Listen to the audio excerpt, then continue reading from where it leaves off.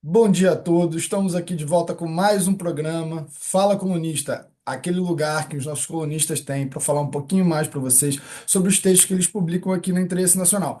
Eu estou hoje aqui recebendo a Futen Marie, que é a nossa colunista aqui, que ela é jornalista, ela é doutora em ciência política, ela é autora de Tem Saída, Ensaios Críticos sobre o Brasil, Neoliberalismo, Feminismo e Contracultura e O Brasil Voltou, que também está aqui no nosso site, publicou junto com o embaixador Rubens Barbosa, com o Daniel, com todo mundo, com o pessoal aqui da Interesse Nacional.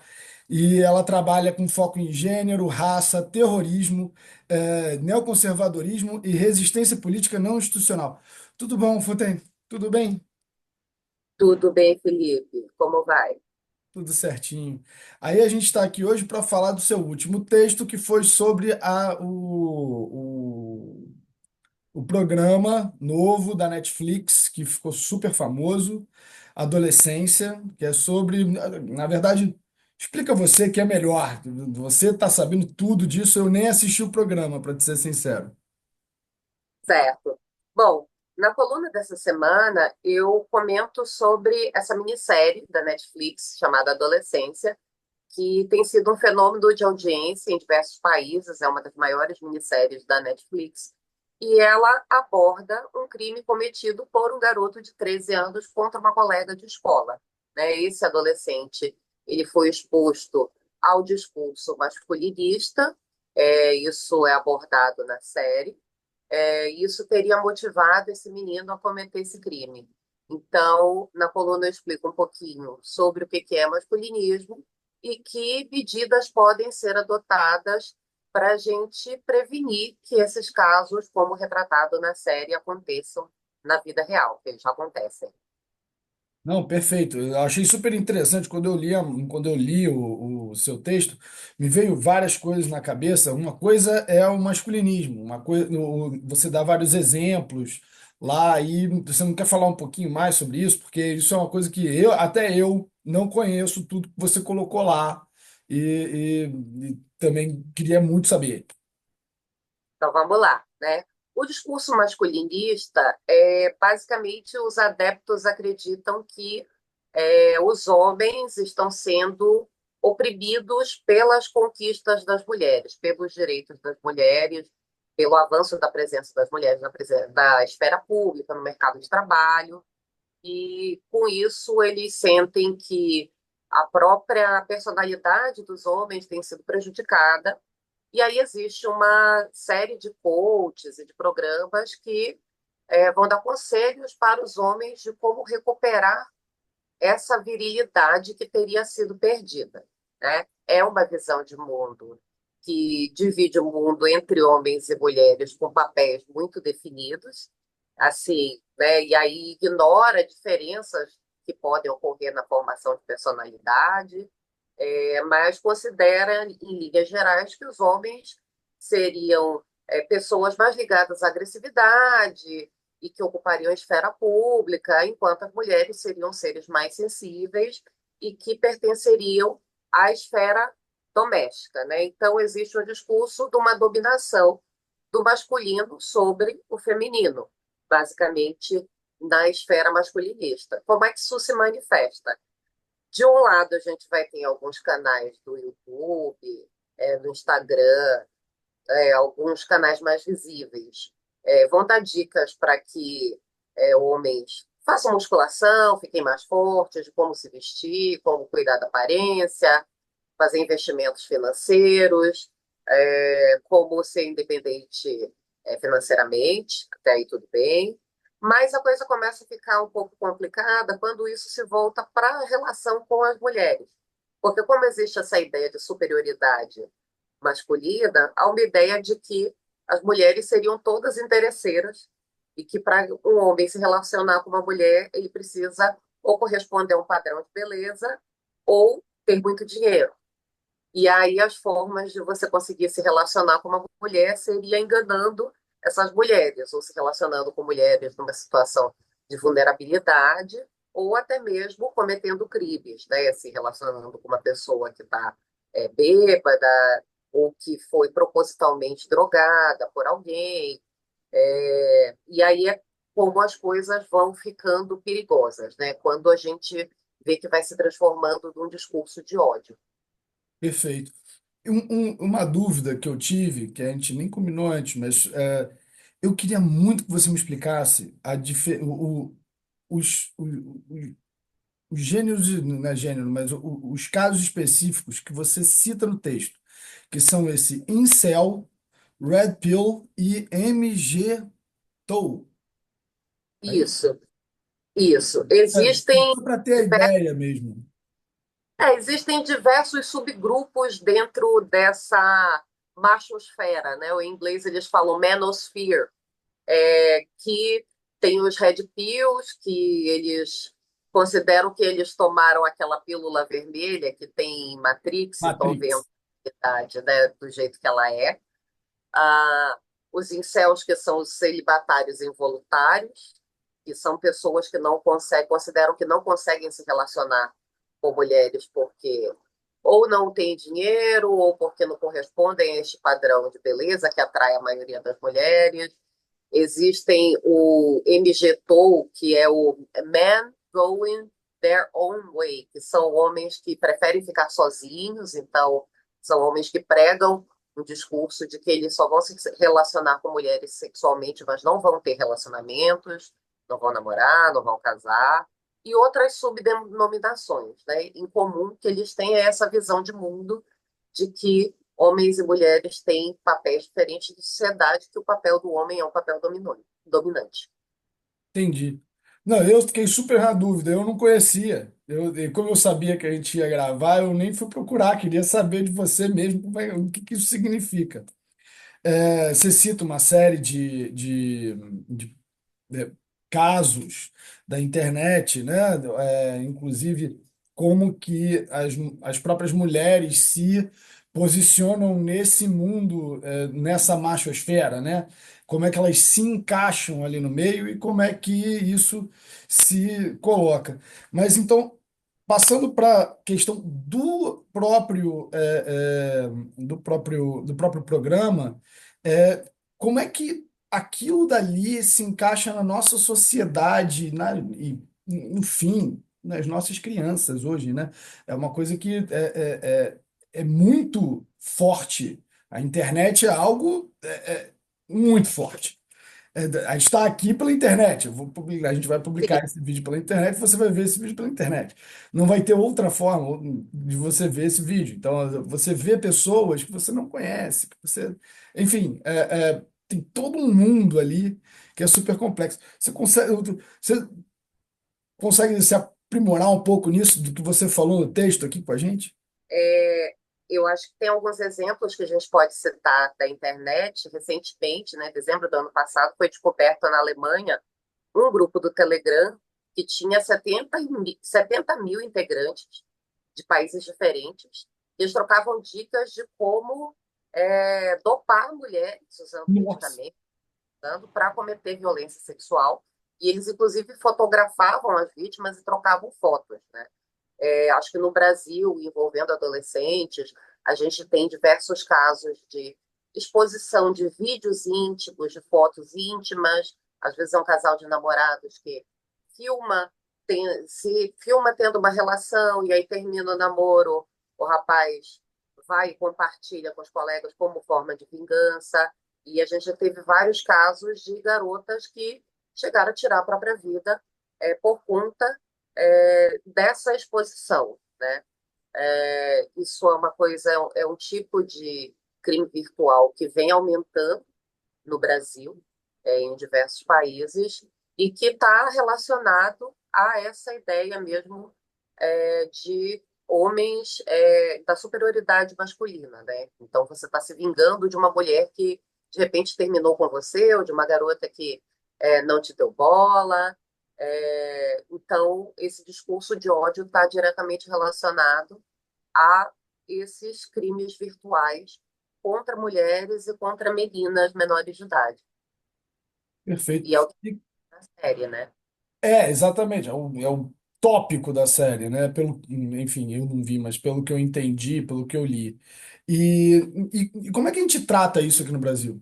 Assim, como é que a gente efetivamente trata? Como é que a gente, como é que a justiça no Brasil trata? Como é que a sociedade no Brasil trata? Eu sei que são duas coisas diferentes, né? Hum. Mas, assim, se você puder dar uma ideia de como é que a gente desenvolve isso no Brasil, eu acho que é uma coisa que a gente queria saber.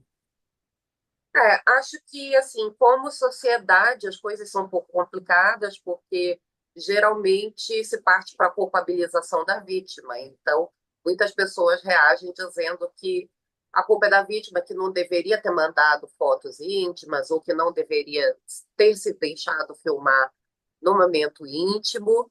Mas é algo complicado para as pessoas mais velhas entender como os jovens se relacionam com a internet, e que a própria sexualidade deles também está relacionado o modo de flertar, e o modo de se relacionar está ligado com o celular, com o uso de fotos, com gravação. Então é muito difícil a gente, né, apontar isso para a pessoa que teve a sua intimidade vazada, até porque aquilo ocorreu, aquela gravação, aquele envio de foto ocorreu no momento de confiança, né, dessa relação. E aí a gente tem, bom, eles são categorizados, tanto esses vazamentos quanto o discurso de ódio, né, preparação de atentados, isso daí é considerado infração, vazamento de fotos íntimas, cyberbullying, ofensas como racismo, isso, ameaças, isso tudo pode ser considerado infração, é passível de denúncias. E quando se trata de menores de idade, os pais podem ser responsabilizados, né? No caso, eles são processados na esfera civil, e aí eles podem ter que pagar, além de uma indenização por danos morais, ter que arcar com as despesas do tratamento psicológico ou psiquiátrico da vítima, caso assim o juiz ou a juíza determine, né? A gente, no Brasil, recentemente aprovou uma lei que proíbe o uso do celular nas escolas, e a motivação para a criação dessa lei foi diminuir a ansiedade dos adolescentes, que é algo muito endêmico nessas novas gerações, ajudar com que eles tenham mais foco, que não tenham, né, para ajudar na aprendizagem deles, mas também para ajudar a conter o cyberbullying. Por enquanto, né, em termos legais, estamos assim, mas a gente tem uma situação de controle da internet que a gente, e aí eu não digo em termos de Brasil, mas as big techs elas estão andando na contramão do que seria considerado saudável, né? Que é a moderação de conteúdo, a denúncia, a velocidade para você retirar conteúdos do ar. A Meta, por exemplo, ela desativou a possibilidade de denúncia do usuário, né? Então, se um usuário identificava um discurso de ódio, que alguém estava sendo ameaçado, discursos misóginos, discursos racistas, discursos potencialmente perigosos, eles poderiam ser denunciados pelo usuário, e aí havia um departamento que avaliava essas denúncias e retirava o conteúdo do ar. Isso foi feito aqui no Brasil também ou só nos Estados Unidos? Foi feito geral, No mundo inteiro? no mundo inteiro. A Meta adotou essa diretriz. E isso vai na contramão, de prevenir esse problema, porque a moderação ficou a cargo das empresas e ela é muito mais lenta na avaliação dos conteúdos e na retirada do ar desses conteúdos. No X, né, ex-Twitter, o Elon Musk já afirmou várias vezes esse contrário, esse tipo de moderação, então se tornou um terreno muito Tem que fértil ser para o livre, tem que ser totalmente liberado. Realmente. Uma compartilhamento discussão desse hoje do nosso tempo, aliás. fim. E aí a gente tem também outras plataformas, né? A gente tem o Discord, que é muito usado pelos jovens, os grupos de Telegram, grupos de WhatsApp, em que essas informações e esses discursos eles estão correndo sem que ninguém esteja vendo, porque que está ainda numa rede social, mais pessoas vêm e chama mais atenção. Mas o que é acessado dentro desses grupos, não. Por enquanto, não existe algum tipo de moderação para isso, né? É, o bloqueio social em si não é totalmente eficiente, obviamente. Nunca foi, na verdade, em qualquer coisa, em qualquer sociedade, né? Uhum, Mesmo nas sociedades mais, digamos, controladas ou mais, entre aspas, razoáveis, mesmo sociedades nórdicas, sempre tiveram, em todos os momentos, problemas com tudo, não só com a internet, mas com o dia a dia. É uma coisa natural do ser humano, né? E a gente ter algum tipo de controle sobre uma máquina como a internet que é, explora muito e muito rápido, né? É muito rápido. O é muito. impressionante é que é muito rápido. Em um Uhum, piscar de olhos, uma coisa pode assumir uma proporção de milhões, bilhões de views e tá fora de controle. É exato. totalmente fora de controle. Esse é o grande ponto. E aí eu Uhum. queria te perguntar se o que você acha que a gente pode fazer? Na verdade, assim, quais são as melhores regulações? Quais são os best practices que a gente tem no mundo? Porque aqui no Brasil a gente tem uma discussão ampla hoje em dia sobre regulação, não regulação, sobre se não regular a escolha de não regular é possível ou não é possível. Virou uma panaceia no nosso sistema judiciário e legislativo e até executivo, a discussão de controle, não controle e todo tipo de intervenção que tenha na internet. O que muita gente fala é que você tem algum tipo de controle, né? Você já falou aqui que tem algum tipo de controle, é pequeno, é superficial, você tem que acionar a justiça.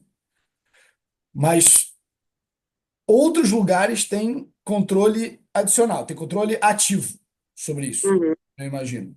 E aí você deve saber, você pode falar para a gente um pouco sobre isso, isso é talvez seja o próximo passo da nossa sociedade, inclusive. A gente teve a proibição do uso do celular nas escolas, né, que já é a diminuição da exposição às crianças e adolescentes às telas. Na Austrália, em dezembro, foi aprovada uma lei pioneira que ela proíbe o uso de redes sociais para menores de 16 anos, que também é uma tentativa de conter o cyberbullying e a exposição de mecanismos que geram ansiedade dos adolescentes,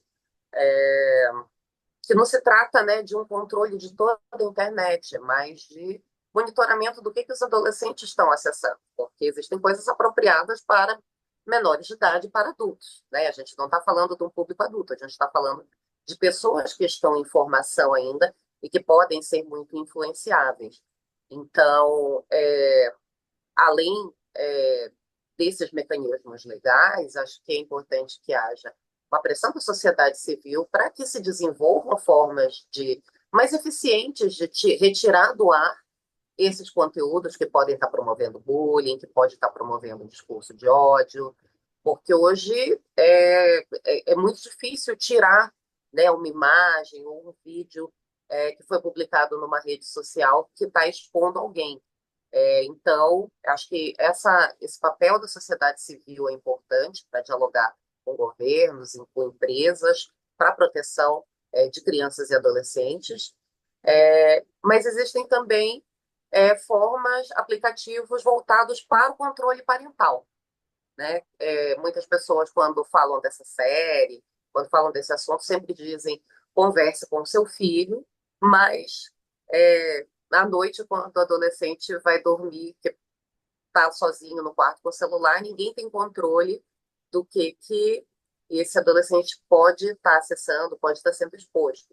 Então, uma boa alternativa, né, para agora, para pais e mães, é o uso desses aplicativos, né, dessas ferramentas, que elas ajudam a determinar desde o tempo que o adolescente vai usar a internet. Então, digamos, você pode autorizar seu filho a usar 1 hora por dia, né, a internet 1 hora, 1 hora e meia.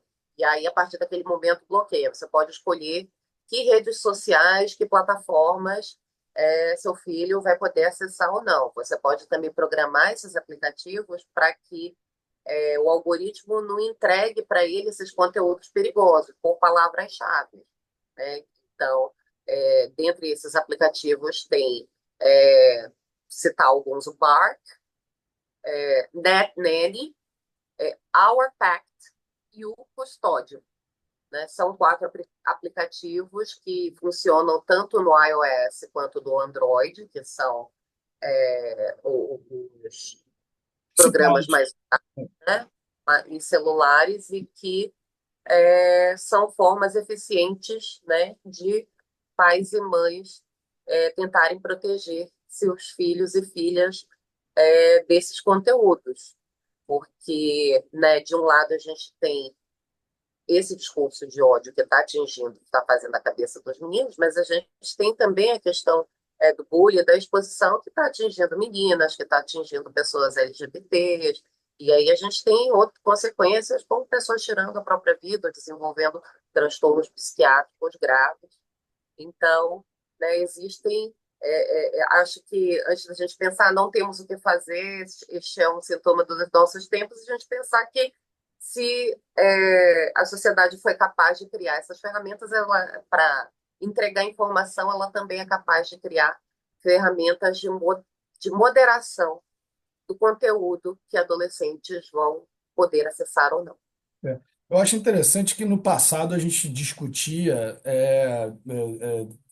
idade mínima para filme, para acessar conteúdo, e era uma coisa super conservadora, né? Uhum, Era uma coisa super. Era da área conservadora, digamos assim. E hoje em dia a área mais conservadora está indo para o lado do não usar limites, né, legais. Eu lembro que era uma coisa que na década de 90 veio na minha cabeça essa coisa da idade mínima do filme. E aí você tinha que estar uhum. com a sua mãe, ou então ter o pai, o responsável, né, para assistir o filme. E era uma proposta conservadora. E hoje a proposta conservadora é que todo mundo tem que ter acesso a tudo. É uma É, mudança de paradigma tão grande. mais ou menos, viu, Felipe? Porque, assim, quando a gente está falando de internet, em geral, existe um discurso conservador, ultraliberal, que vai dizer, não, todo mundo tem que ter acesso a tudo, porque seria um cerceamento, qualquer tipo de controle seria um cerceamento à liberdade de expressão. Porém, quando a gente fala de discussão de gênero em escolas, aí o conservadorismo vai dizer É, faz que não, sentido. né? E isso faz parte também. A gente tem uma discussão sobre gênero, sobre o papel de gênero nas escolas, uma discussão ampla que vai dizer, desmistificar essa ideia, né, de que existem, que homens são dominantes, que são superiores, que mulheres são mais fadadas ao lar, que são mais sensíveis, que o papel, que a natureza do homem é mais violenta e da mulher seria mais dócil. Isso é um assunto também que a gente pode debater nas nossas escolas e que faz parte de discussões de gênero. Mas quando a gente fala em gênero, aí é uma palavra que É os conservadores, difícil de encaixar em qualquer lugar da educação hoje em dia. os conservadores, os maiores defensores da liberdade de expressão, já rapidinho vão dizer, não, isso daí não. Né? E, na verdade, gênero abarca muita coisa, inclusive essa ideia nociva de masculinidade violenta. Eu acho que a coisa dos apps, eu até anotei aqui, a coisa dos apps é uma coisa importante, que isso inclusive deve ser para conservador, não conservador, liberal, não liberal, não importa, entende? É é algo que você coloca para o seu filho. O sim, pai é responsável pelo filho, sim ou não, uhum, né? Seja o Estado responsável, o último responsável ou não o último responsável, os pais são os tutores da criança, por definição, e eu tenho certeza que tem muito pai que tomara que ouça esse vídeo e ache esses apps e consiga instalar nos celulares dos filhos, que é uma coisa. Isso aqui eu não conhecia, por exemplo. Você que está me falando agora, eu não conhecia. Para você ver que é uma coisa, essas mudanças de tecnologia e de novidade que tem sido tão rápido, né? Mesmo as pessoas que estão mais ligadas, pessoas que, poxa, eu passo o dia inteiro lendo coisas na internet, você também, tenho certeza que nossos ouvintes também, e mesmo assim a gente não ouve um décimo do que a gente precisa ouvir para estar minimamente dentro do espectro para entender tudo que está acontecendo. E aí você entra nesses pontos, que alguém criou um app para exato. fazer aquilo dali. Instala lá e faz. Mas conta mais um pouco, então, sobre essa coisa da questão de gênero, que eu acho que é uma coisa bem fundamental do seu texto, e também é o que torna o programa algo fundamental. Junto com a internet, a coisa do ir tudo muito rápido, mas essa coisa da questão de gênero é o que impacta o garoto, no fim das contas. A internet é só o movimento, né? O que é o Sim, core do assunto também deveria ser, porque as pessoas vão começar a discutir internet, internet, internet, e no fim das contas vão falar menos sobre o que efetivamente do que efetivamente criou aquilo dali, que é uma questão de não se entender como a sociedade não está vendo essas pessoas, que efetivamente é um problema, né?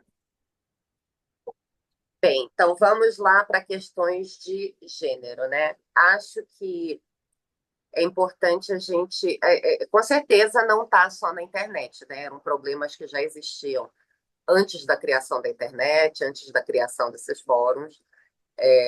A disseminação dessa ideia de uma diferença fundamental e biológica, intrínseca, entre homens e mulheres, e que durante muito tempo serviu para justificar a exclusão das mulheres na escola pública. O que, que a internet fez? A internet amplificou esses discursos, deu voz para pessoas que são mal intencionadas, então, além de promover esses discursos, é, vão sugerir ou até ensinar práticas violentas, né, contra as mulheres, como a gente estava falando do grupo do Telegram, ou de se aproximar de mulheres em situação de vulnerabilidade para se relacionar com elas. Mas isso não está só na internet, né? A gente tem hoje na retórica de líderes políticos ou de grandes empresários o reforço dessa visão de mundo, né? Quando Mark Zuckerberg diz, por exemplo, que falta energia masculina nas empresas, né? E o que, que quer dizer energia masculina? Né? São homens gerando luz? Né? Não, não é isso. Ele está se referindo à agressividade, ele tá associando o masculino ao agressivo. A gente tem políticas como as adotadas por Trump logo ao assumir o governo, de eliminar programas voltados para a promoção de igualdade de gênero, inclusão de pessoas LGBTQIA+, de igualdade racial. A gente tem figuras públicas que endossam, né, esse discurso. A gente tem algumas denominações religiosas que afirmam a submissão das mulheres aos homens, né, que a mulher deve ser submissa e que a mulher deve cuidar do lar. Então, isso está presente na nossa sociedade. Né? Nos estudos de gênero, a gente chama isso de patriarcado, né? Que foi uma ideia que se consolidou de uma separação dos gêneros e que acabou estabelecendo essa inferioridade, essa subordinação das mulheres, que com muito esforço dos movimentos de mulheres, do movimento feminista, é, conseguiu avançar um pouco, conseguiu obter alguns direitos, mas muito longe de criar uma realidade que os masculinistas acreditam de opressão dos homens, porque as mulheres continuam sendo vítimas de violência doméstica, são vítimas de casamento infantil, são a maioria no tráfico humano, são pessoas que continuam ganhando menos, que só são a maioria das vítimas da violência sexual. Então, essa violência continua sendo exercida contra as mulheres, é, De várias apesar formas. desses pequenos avanços. Não foi a criação da Lei Maria da Penha ou o fato de que pais que não pagam pensão são presos que fez com que os homens se tornassem Muito oprimidos agressivo. e as mulheres tivessem invertido uma ordem natural das coisas, É. né? Primeiro, não tem uma ordem natural das coisas. Segundo, que quando nós olhamos para estatísticas, e aí falando de estatísticas oficiais, de órgãos de segurança pública, né, a gente olha para o IBGE, para o mapa da violência, a gente vai olhar para o número da violência contra a mulher, continua muito alto. Né? Então, acho que é por aí que a gente deve levar essa discussão de gênero, porque se a gente discute tipos idealizados, como se todos os homens fossem iguais e todas as mulheres fossem iguais, como se houvesse uma natureza masculina, uma natureza feminina, a gente não vai chegar a lugar nenhum.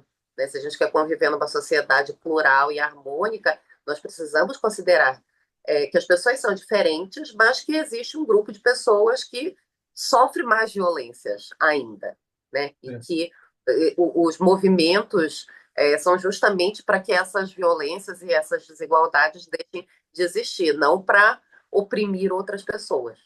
O que eu acho interessante é você falando desses números e tal, o Mark Zuckerberg falando sobre falta de energia masculina na empresa. Se você provavelmente, se você pegar os números, vai ter muito mais homens do que mulheres na empresa, ainda mais em cargos de liderança, né? Como a gente bem Exato, sabe. exato. Se a Isso é gente olha para um. CEOs, por exemplo, quando saem rankings, a gente vê que o número de mulheres CEOs é muito pequeno. Se você olha para o número dos maiores empresários do mundo, dos bilionários, vai passar ali, você vai correr muito a lista até chegar no nome de uma mulher. É. Então, Enfim, hoje em dia até que nem tanto, mas dentro do. Tem muito poucas.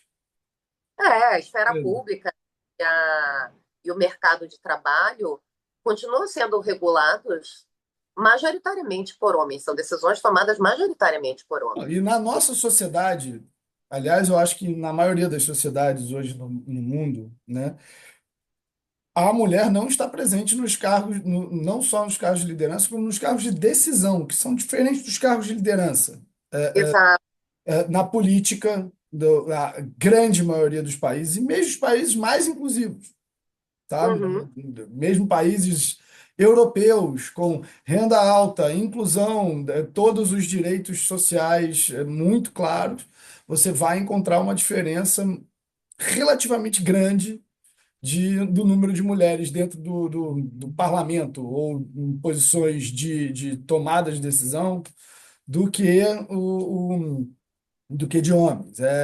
Ainda é um problema da nossa sociedade, né? Sim, sim. Bom, eu queria que você desse um wrap-up para a gente, para poder para falar sobre tudo que você quiser desse, sobre isso, né? E desse um final, uma esperança.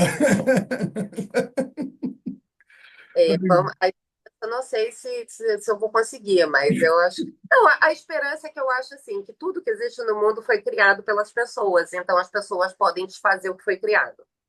A esperança é essa, né? Com relação à política hoje no Brasil, a gente está na colocação número 142 de participação das mulheres na política. Né? A É gente um na sociedade brasileira é muito pequeno, mas é muito pequeno, é tipo 10%. pequeno, É é um muito índice pequeno. É raro você ver uma parlamentar mulher, é raro você ver uma prefeita, negócio, Uma uma governadora, governadora mulher, tá?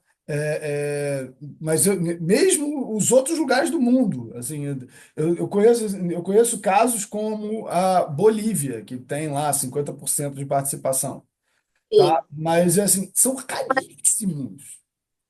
é um dos maiores lugares com participação de É, mulheres, né? Ruanda, curiosamente, é o primeiro lugar, mas sabia? tem uma razão para isso. É, Sim, por conta do genocídio, exato. né? Você matou muitos homens e aí sobraram mais mulheres. Tem alguns lugares na África. É, Engraçado, porque se você for pegar efetivamente, a África é um lugar que tem muita participação feminina na parte legislativa, principalmente. sim, Mas muito por causa disso, porque você teve muitas guerras civis dentro da África, muitos homens morreram, e porque muitos homens morreram, sobraram menos homens. E é. essa é uma das razões, tá? É uma das grandes. Mas houve um esforço para que isso ocorresse também, né? Da sociedade civil, houve um É, esforço institucional para que as mulheres ocupassem esses cargos, né? Isso não é algo que ocorre espontaneamente, não, até porque nós vivemos, né, a maioria das sociedades, quem toma as decisões majoritariamente são homens, né? Então, são questões importantes, né? A gente ter mais uma participação maior de mulheres na esfera pública, sim, mas não é só isso, porque muitas vezes o aumento de mulheres na esfera pública é, ele vem com mulheres que não são necessariamente favoráveis aos direitos das mulheres, né? Que são é, mulheres mais conservadoras que vão se posicionar contra, faz sentido. que vão Mesmo reduzir assim, continua sendo melhor do que você. Melhor. Mesmo assim, continua sendo mais balanceado do que você tendo um homem conservador, eu é imagino. mais balanceado, Mesmo mas, assim, mas obviamente, você tem um ponto. ele é mais balanceado, mas ele não necessariamente promove uma igualdade Inclusão. de gênero, né? Então, como eu gosto sempre de olhar para, né, para coisa não institucional, eu penso mais na participação mesmo, da sociedade civil e na educação, né? Na educação, nessa discussão mais ampla a respeito de papéis de gênero. E aí isso passa por muita coisa, né? Desde a gente, por exemplo, eu citei agora a discussão de gênero das escolas, mas uma educação que seja voltada para que os meninos se ocupem também da esfera doméstica, né? Todo É, gênero que a gente viu emergir até sei lá, até o século XX, geralmente tinha mulheres cuidando da casa, fazendo a comida, organizando toda a vida para que aquela pessoa tivesse tempo de se dedicar aos estudos, se dedicar aos seus talentos, que aquela pessoa pudesse pensar,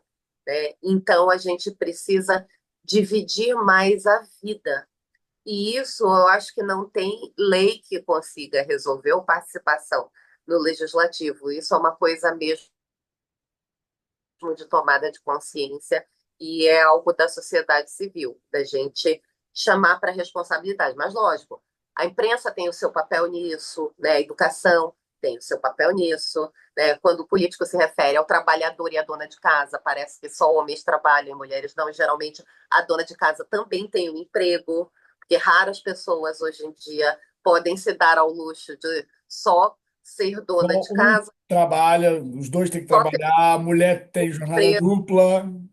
Exato, né? E aí a gente tem assim também estatísticas do IBGE de divisão de trabalho doméstico, de como mulheres, mesmo as mulheres que trabalham, elas acabam dedicando muito mais horas do seu tempo livre para organizar a casa, para cuidar dos filhos, do que para os homens. Então, isso é uma coisa que está na nossa cultura e cabe à nossa cultura desfazer também.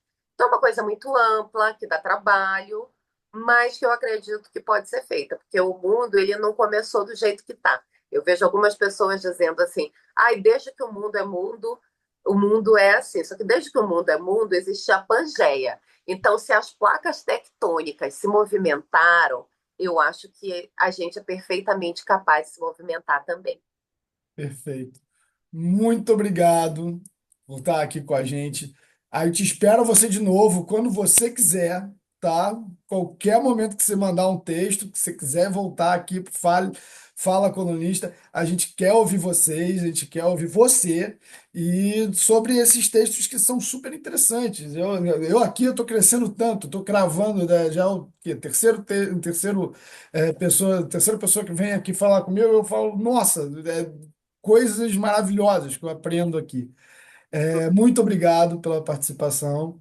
E se quiser falar mais alguma coisa, por favor, floor is yours. Não, acho que a gente cobriu o que tínhamos combinado, né? Foi um prazer e pode contar comigo para as próximas. Valeu, brigadão. Tchau, Valeu, tchau. Felipe. Tchau.